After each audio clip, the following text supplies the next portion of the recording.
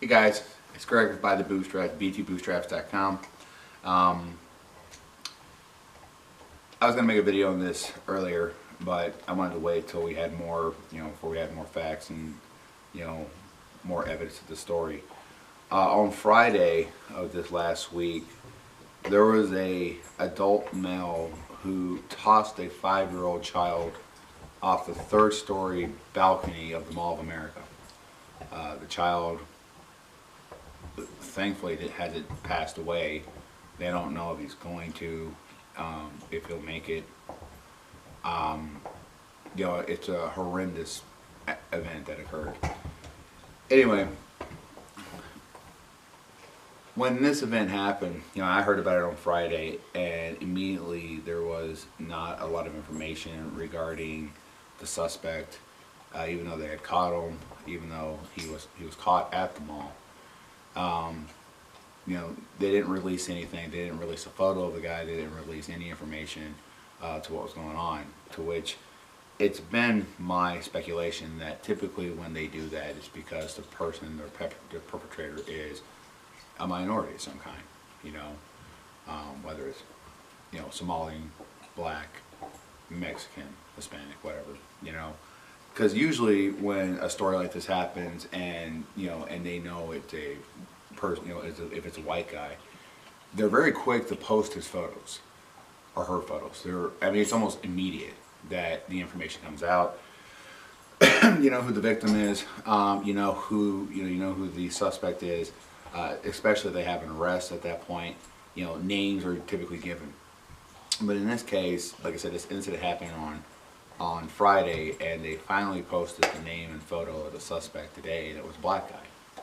Now, I've said before in a previous video that, I don't like using the term hate crime, because every crime, especially an assault by its very nature, is done in a hateful intent.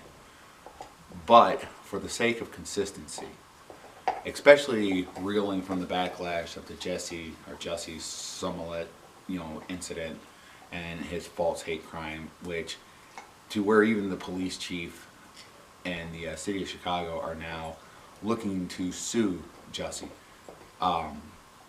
because they know that his allegations were made up and false. But when you look at what was going on in Chicago, and then you look at what's happening here, you have a grown 24-year-old male, black male, who targeted a 5-year-old child. Now, it doesn't matter, again, the crime in and of itself is incredibly hateful, but again, for the sake of argument and the sake of consistency, in this bizarre day and age that we live in, why is this not classified as a hate crime? They're charging him with attempted murder, which hopefully it only stays that way, because the only way it will be upgraded is obviously if the kid passes away, and none of us want to see that. But why is he not being charged for a hate crime? This was a black on white crime. He gave his story to the police saying that he had been going to the mall for several years, and that he had wanted to kill someone, and he was going to pick an adult. Part of his reason for his anger and rage is because he's been going to the mall for multiple years, supposedly, to pick up girls and things like that, but he was constantly rejected, and so he had gotten bitter and angry. Okay,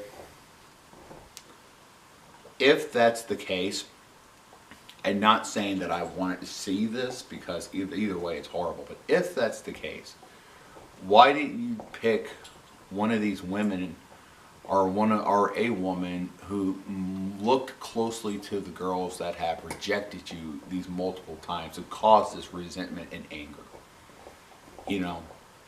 Again, not saying that I want to see it, because I don't want to see any of this, but if you're going to say something like that, wouldn't you not pick a demographic that clearly upset you to begin with?